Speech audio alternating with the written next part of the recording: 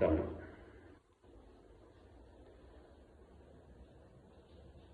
எளிமையான வாசி யோகம்.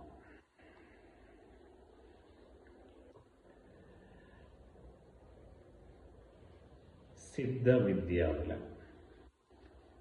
வாசி யோகம் இருக்குது. அது ரொம்ப கவனமாக செய்ய வேண்டும். உரிய பயிற்சிகள் எடுக்கணும். இது எளிதான வாசி யோகம்.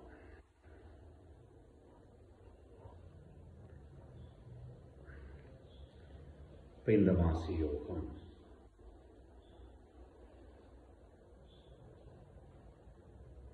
சொல்லிடுறேன். சொல்லிட்டுக்கு அப்புறம் எளிமையான வாசி யோகம். அறிவியல் பூர்வமாக செய்யறப்போ அந்த யோகத்தோட நுட்பம் புரிஞ்சுக்கிட்டு செய்யறப்போ அந்த ஞான நிலை, சித்தி நிலை உங்களுக்கு வந்துடும்.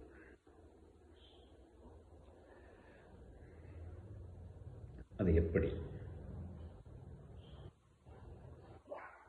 இந்த வாசியோகம்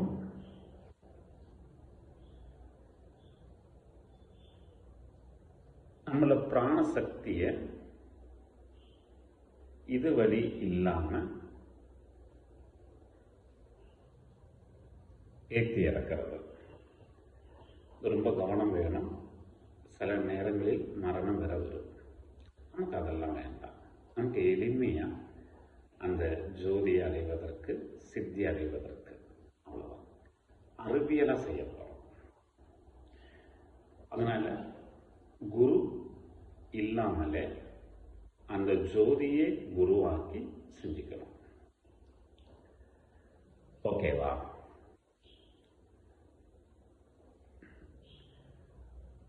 ஃபர்ஸ்ட் ஒரு 5 நிமிஷம்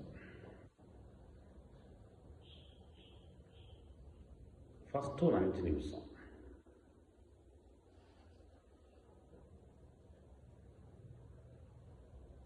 நம்ம கிழக்கு பார்க்கவும் உட்காந்துக்கலாம், வடக்கும் பார்த்தும் உட்காந்துக்கலாம். திக்குகளுக்கு பெருசா பெருமைகள் ஒன்று இல்லை.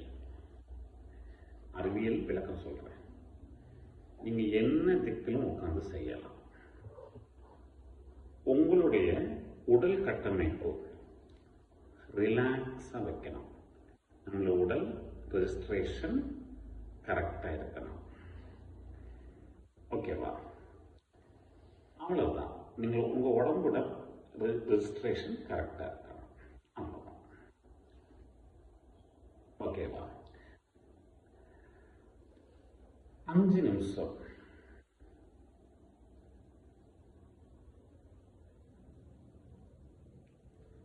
உங்களுக்குள்ள இருக்கிற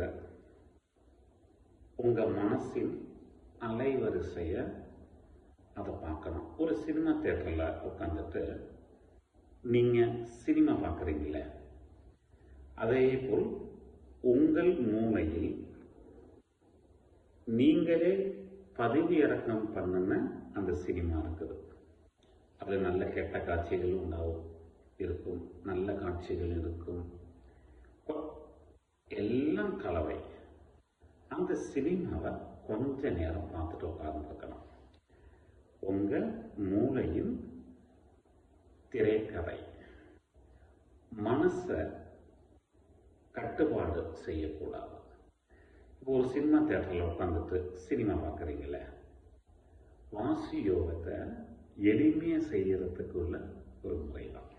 அதனால 16 வயசு மேல உள்ளவங்க யாருக்கும் செய்யலாம்.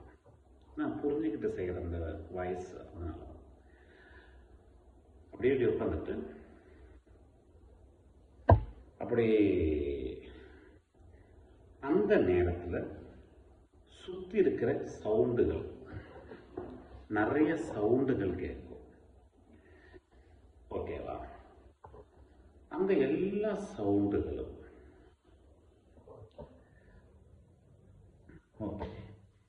எல்லா சவுண்டுகளும் கேட்டுக்கிட்டே இருக்கணும். ஐயோ, அங்கே சவுண்டு இருக்குது, இங்கே சவுண்டு இருக்குது, எனக்கு அப்படிலாம் வேண்டாம். நீங்கள் உங்கள் மன அலைவரிசையை பார்த்துக்கிட்டே இருங்க. நீங்கள் என்னெல்லாம் தப்பு செஞ்சுருந்தீங்களோ அந்த அலைவரிசையில் வரும். உங்களுக்கு என்ன நல்ல குணங்கள் இருக்குது அந்த அலைவரிசையில் வரும். நீங்கள் பதிவு இறக்க பண்ணுற அந்த அலைவரிசையை பார்த்துக்கிட்டே இருக்கணும். எல்லாம் உங்களுக்குள்ளே இருக்கிற கெட்ட எண்ணங்கள், நல்ல எண்ணங்கள், உங்களுக்குள்ளே இருக்கிற அறிவு, பகுத்தறிவு எல்லாம். ஓகேவா? அதுக்கப்புறம் கொஞ்ச நேரம் அப்போ மனசு அழுத்துக்கும். அப்போ மெதுவாக கண்ணு திறக்கணும். மெதுவாக கண்ணு திறந்துட்டு ஒரு 2 நிமிஷம் கொஞ்சம் ரிலாக்ஸ் ஆக்கணும். ரிலாக்ஸ் ஆக்கி அதுக்கப்புறம் க்ளோஸ். உங்கள் மூச்சை கவனிக்கணும். உங்கள் மூச்சை இதுக்கு வேண்டி அப்படிலாம் செய்யக்கூடாது. தானே மூச்சு உள்ள போகுது, தானே மூச்சு வெளியில போகுது. அந்த மூச்சைய அப்படியே தெளிவா இப்போ உங்க தலையில நான் இப்படியே கையை வச்சு இப்படியே வச்சுட்டு செய்யணும் வைங்களா. இது உணர்வை ஃபீல் பண்ணுங்க. எஸ், அதே போல சரிக்கும் இப்படி ஏற்றக்கூடாது. இங்கேருந்து ஒரு மேலே ஒரு துவாரம் இருக்குது. இந்த ஜலதாக்கடி இப்படி ஏற்றி இறக்கிறது தான். அது ரொம்ப கவனமாக இருக்கணும். நான் செய்கிறதில்லை, நான் எளிமையாக தான் செய்கிறது. அது ஏன்னா காரணங்கள் அதுக்கப்புறம் சொல்கிறேன். உங்கள் மூச்சை கவனிச்சுக்கிட்டே இருங்க. ஆட்டோமேட்டிக்கலாகவே அது ஏறி இறங்கும். நீங்களே ஏற்றக்கூடாது, அதே ஏறி இறங்கும். ஓகேவா? நம்மள ஒன்றும் செய்ய வேண்டாம். அந்த மூச்சுக்கு நீங்கள் கொஞ்சம் செய்கிறீங்கள, ஆனால் திடீர்னு செய்கிறப்போ அலைவரிசை கொஞ்சம் சிதறும். அப்போ கொஞ்ச நாள் 5 எழுத்துக்கள் நா மா சி, நா மா சி. இந்த சுவாசம் இப்படி உள்ளுக்குள்ள போகிறப்போ 3 எழுத்து நா மா சி. வாயில சொல்லக்கூடாது, மனசு சொல்லணும். இப்போ நான் சுவாசம் சும்மா கவனிக்க வச்சுக்கோங்க.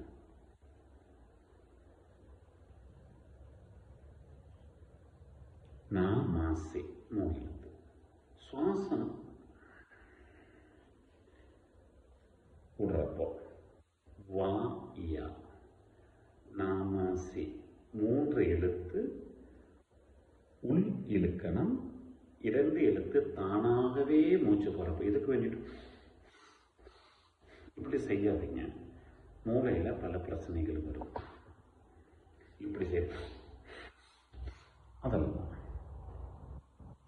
இப்படி வந்துட்டு இப்படியே ரிலாக்ஸ்